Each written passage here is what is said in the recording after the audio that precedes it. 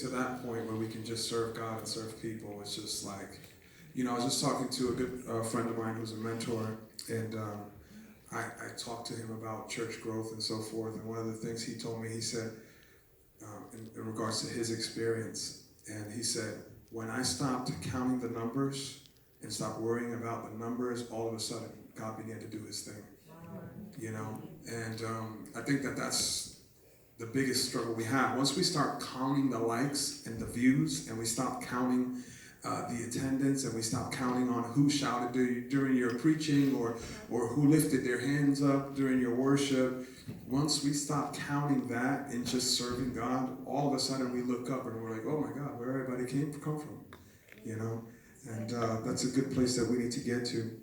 If you're trying, I'm not sure if any folks sent me, it looks like we got a text message here, but I can't see it. I don't know if it's a screenshot. So you want to go ahead and resend it. It's from a 347 area code. So you want to go ahead and resend that message via text. Oh, that's New York. Okay, cool. So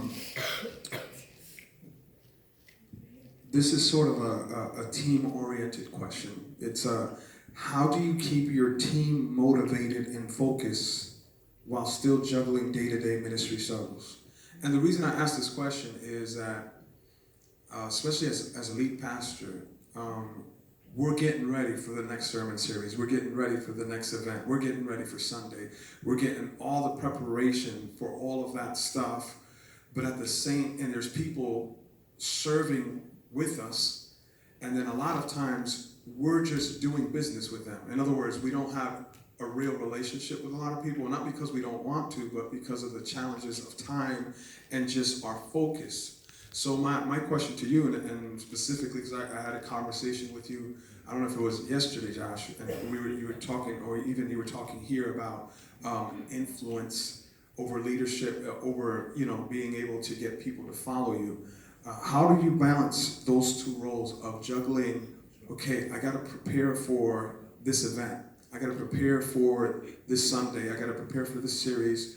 I got to do all the logistics, but at the same time, I got these guys that are serving me, and how do I pour into them as I do all the stuff that I need to do? I think one of the common lies that we end up believing is that this word balance makes sense in ministry, and there could be nothing further from the truth. Anytime you try to balance anything in the kingdom, something gives.